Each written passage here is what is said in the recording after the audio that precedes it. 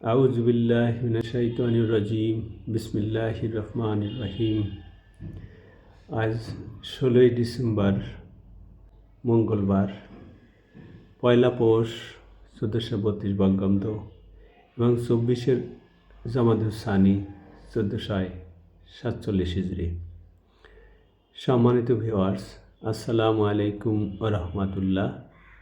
আমি আপনাদের সামনে রিয়াদুস সালেহিনের দ্বিতীয় খণ্ড থেকে 696 নম্বর হাদিসটি পাঠ করব ইনশাআল্লাহ।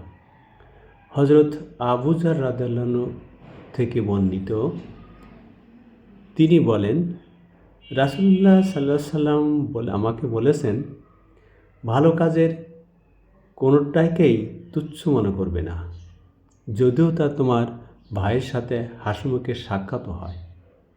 আমি আবার পাঠ করি। হযরত আবু যর রাদিয়াল্লাহু আনহু থেকে বর্ণিত, তিনি বলেন, রাসূলুল্লাহ সাল্লাল্লাহু আলাইহি সাল্লাম আমাকে বলেছেন, ভালো কাজের কোনোটাকেই তুচ্ছ মনে করবে না, যদিও তা তোমার ভাইয়ের সাথে হাসিমুখেও সাক্ষাৎ হয়। মুসলিম শরীফ।